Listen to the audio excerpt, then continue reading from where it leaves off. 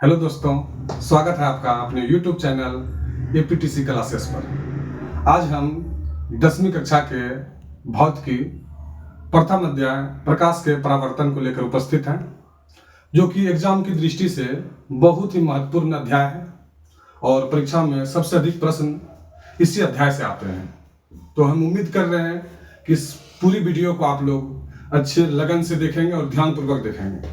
तो चलिए स्टार्ट करते हैं प्रकाश का परावर्तन। तो सबसे पहले हम लोग प्रकाश क्या चीज होता है इसके विषय में जानेंगे, फिर उसके बाद परावर्तन की घटनाओं को समझेंगे। तो प्रकाश शब्द हम लोग बहुत समय से सुने हुए हैं, बचपन से सुनते आ रहे हैं। प्रकाश एक प्रकार की कह सकते हैं क्या है, ऊर्जा है, जिसकी सहायता से हम किसी वस्तु को देख सकते हैं। लेकिन प्रकाश ऊर्जा कैसे है? क्योंकि हम लोग जानते हैं कार्य करने की क्षमता जिसमें होती है उसे ही क्या कहते हैं, ऊर्जा कहते हैं। और जिसमें ऊर्जा है वही कार्य कर सकता है। तो प्रकाश में कार्य करने की क्षमता है। जैसे आप धूप में अधिक समय तक बैठेंगे तो देखिएगा आपकी त्वचा धीरे धीरे क्या होने लगती है, गर्म होने लगती है। तो ये प्रकाश ऊर्जा जो है विद्युत ऊर्जा में बदलने लगती है। और साथ ही प्रकाश संश्लेषण की जब घटना होती है तो इसमें देखा जाएगा कि प्रकाश ऊर्जा जो है वो रासायनिक ऊर्जा में बदलती है, जिससे ग्लूकोज का निर्माण हो पाता है। और साथ ही सौर पैनल पर जब सूर्य की प्रकाश पड़ती है तो वो प्रकाश ऊर्जा विद्युत ऊर्जा में बदल जाती है। तो प्रकाश कहीं ना कहीं ऊर्जा ही है और ऊर्जा का ही एक रूप है। जैसे सूर्य में इतनी जो ऊर्जा है, सूर्य में इतनी जो गर्मी है, उसके भी पीछे कारण है। सूर्य के केंद्र में हाइड्रोजन और हीलियम का संलयन होता है। इस संलयन अभिक्रिया के दौरान हाइड्रोजन जो है वो हीलियम में बदलता है, जिसके दौरान काफी मात्रा में ऊर्जा मुक्त होती है। और वही ऊर्जा पृथ्वी तक पहुंचती है किरण के माध्यम से, प्रकाश की रोशनी के माध्यम से। तो हम लोग कह सकते हैं कि प्रकाश एक प्रकार की क्या है, ऊर्जा है। और यदि हम किसी भी चीजों को देख पा रहे हैं तो उसमें सिर्फ आंख का योगदान नहीं है। यदि प्रकाश नहीं है तो हम लोग नेत्रहीन व्यक्ति के ही समान हैं। यदि किसी वस्तु पर प्रकाश जब किसी वस्तु पर प्रकाश पड़कर हमारी आंखों तक परावर्तित होकर आती है तभी हम किसी वस्तु को देख सकते हैं। यदि आप अभी जिस रूम में बैठे होंगे, आप दीवार के दूसरी तरफ देख पा रहे हैं क्या? नहीं देख पा रहे हैं। मैं खिड़की की बात नहीं कर रहा हूं, दीवार की बात कर रहा हूं। क्योंकि उस पार जो वस्तु रखी हुई है उससे प्रकाश परावर्तित होकर आपकी आंखों तक नहीं पहुंच पा रही है, इसीलिए आप वस्तु को नहीं देख पा रहे हैं। तो यह साफ स्पष्ट है कि प्रकाश के माध्यम से ही हम किसी वस्तु को देख सकते हैं। जब प्रकाश किसी वस्तु पर पड़कर वो प्रकाश परावर्तित होकर हमारी आंखों तक पहुंचती है तभी हम उसी वस्तु को देख सकते हैं। तो यही चीज परिभाषा के माध्यम से हम लोग देखेंगे। लिखा हुआ है वही प्रकाश क्या है। तो देखिए, प्रकाश ऊर्जा का एक क्या है, रूप है, जिसकी सहायता से हम किसी वस्तु को देख सकते हैं।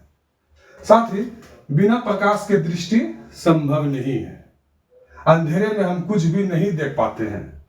हम किसी वस्तु को तभी देख पाते हैं जब वस्तु से चलकर प्रकाश हमारे नेत्र तक पहुंचता है या परावर्तित होकर आती है। तो प्रकाश हम लोग समझ गए क्या चीज है, और प्रकाश का उपयोग तो हम लोग जान ही रहे हैं। दृष्टि के रूप में जो हम लोग इतनी दुनिया को रंग बिरंगे रूप में जो देख पा रहे हैं, ये प्रकाश की वजह से ही तो देख पा रहे हैं। और हम कह सकते हैं प्रकाश कैमरा में भी काम करता है। कैमरा में प्रकाश छवि को, जो चित्र है, उसको कैद करने में काम आता है। मनोरंजन के रूप में भी प्रकाश का उपयोग होता है। जैसे आप रंगमंच पे देख लीजिए, कोई महफिल में यदि प्रकाश लगी हुई है तो वो दृश्य कितना आकर्षक बन जाता है। रंगमंच पर यदि कोई नाटक हो रही है तो उसमें प्रकाश का बड़ा योगदान है। मान लीजिए कोई रोमांटिक सीन चल रही है तो उसमें प्रकाश किस प्रकार का लगेगा। कोई गुस्सा या क्रोधित रूप दिखाना है तो उसमें प्रकाश किस तरह का दिखाना होगा, किस तरह से भागदौड़ प्रकाश का भी दिखाना होगा। तो प्रकाश का भी मनोरंजन में भी बहुत योगदान है। और साथ ही सवेरे के समय में जब हम लोग धूप में रहते हैं तो हमारे शरीर को विटामिन डी प्राप्त होती है, जो कि हमारी हड्डियों के लिए बहुत ही फायदेमंद होती है। और उसी प्रकार से प्रकाश के और भी कई अथी हैं, जैसे स्वास्थ्य चिकित्सा के क्षेत्र में भी प्रकाश का उपयोग होता है। बहुत सारे उपचार के लिए, रोगों के उपचार के लिए प्रकाश की जरूरत पड़ती है। जैसे कैंसर रोगों की भी उपचार के लिए, उसके सेल को खत्म करने के लिए प्रकाश की किरणों का उपयोग किया जाता है। और प्रकाश का उपयोग तो प्रकाश संश्लेषण, जिससे पौधे अपना भोजन प्राप्त करते हैं, हम लोग जिस पर निर्भर हैं, जो कि भोजन ग्रहण हम लोग को लगभग हम लोग जो है पेड़ पौधों से ही उत्पाद जो बनती है उसी को हम लोग क्या करते हैं, भोजन करते हैं। और कुछ जीव जंतुओं के रूप में भी हम लोगों को उनसे भी कुछ चीजें खाद्य रूप में प्राप्त होती है। तो प्रकाश का हमारे जीवन में बहुत ही बड़ा योगदान है। तो प्रकाश से ही संबंधित कुछ चीजें और हम लोग जानेंगे, तब उसके बाद परावर्तन की घटनाओं से हम लोग परिचित होंगे। तो उसके बाद हम लोग देखेंगे प्रकाश। देखिए, प्रदीप्त और अप्रदीप्त वस्तुएं क्या होती है। प्रदीप्त वस्तुएं वे वस्तुएं जो स्वयं प्रकाश उत्सर्जित करती है, जो स्वयं प्रकाश उत्सर्जित करती है उससे, या वैसी वस्तुओं को ही हम लोग क्या कहते हैं, प्रदीप्त वस्तुएं कहते हैं। जैसे सूर्य, ऊर्जा का सबसे बड़ा भंडार है पृथ्वी पर सूर्य। जलती हुई मोमबत्ती, बिजली का बल्ब और तारे, ये सभी क्या है, प्रदीप्त वस्तुएं हैं। यह स्वयं प्रकाश उत्सर्जित करती है। जबकि और अप्रदीप्त वस्तुएं जो है नॉन लुमिनस, वे वस्तुएं जो खुद प्रकाश उत्सर्जित नहीं करती है, वो प्रदीप्त वस्तुएं कहलाती है। जैसे चांद, ये सूर्य के ही प्रकाश को क्या करती है, परावर्तित करती है। जब सूर्य पृथ्वी के दूसरे तरफ चला जाता है, यानी कि सूर्यास्त जब हो जाता है, तो उस समय सूर्य से आने वाली रोशनी को ही चंद्रमा जो है वो पृथ्वी पर क्या करती है, परावर्तित करती है।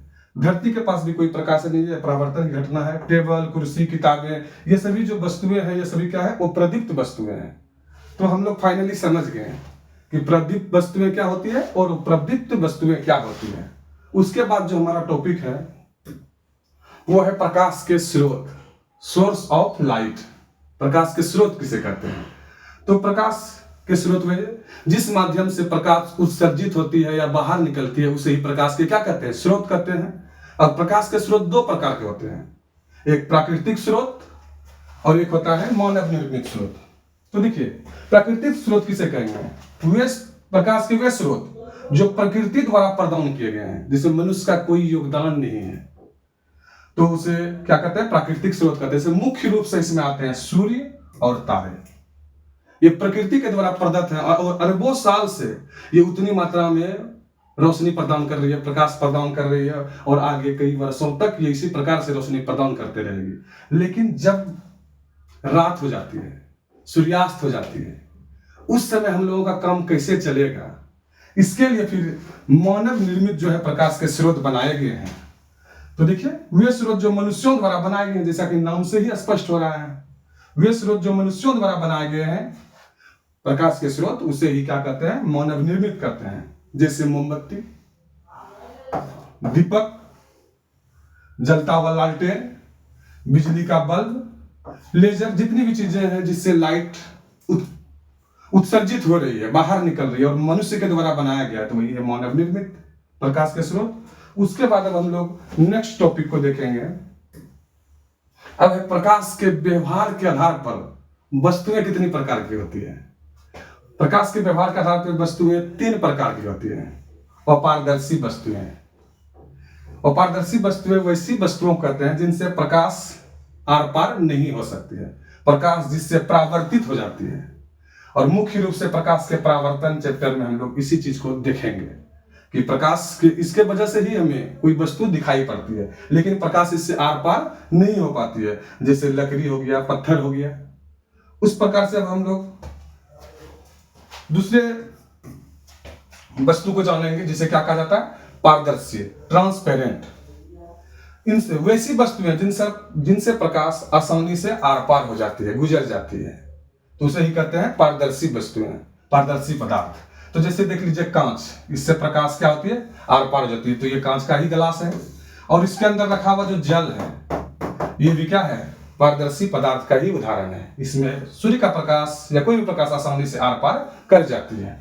उसके बाद एक होती है, इसमें आप उदाहरण पानी, शीशा, ठीक है। उदाहरण में देखिए, हो गया उदाहरण। अब अगला हम लोग देखेंगे पारभासी पदार्थ, वैसे पदार्थ जिनसे प्रकाश आंशिक रूप से आर पार होती है, यानी कि प्रकाश थोड़ी मात्रा में आर पार होती है, वैसे पदार्थों को हम लोग कहते हैं पारभासी पदार्थ। जैसे पतला कागज हो, तेल से घिसा हुआ कागज हो, तो वो दिखेगा आर पार थोड़ा सा दिखने लगता है, तो वो होता है पारभासी पदार्थ। जैसे यहाँ पे फिगर में दिया गया है, तो ये देखिए जो पेपर है ये ड्राइंग के काम आता है, और ये पेपर भी देखिए आपको पारभासी रूप में दिख रहा है। हल्का हल्का प्रकाश क्या हो रहा है, आर पार हो रहा है, इसलिए उस तरह की चीजें आपको दिखाई दे रही है। इसमें उदाहरण हम ले सकते हैं घिसा हुआ कांच भी।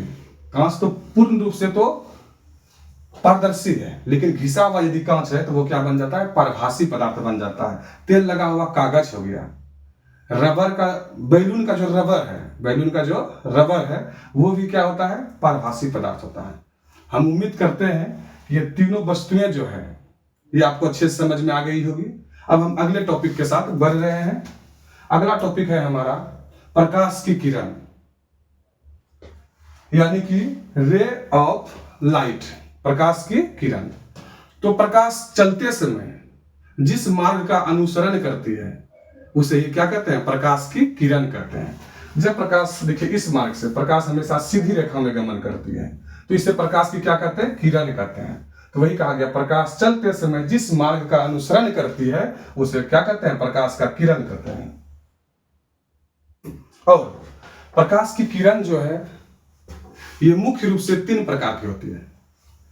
उसमें से आ गया पहला अभिसारी किरण पुंज। कौन सा किरण पुंज? अभिसारी किरण पुंज।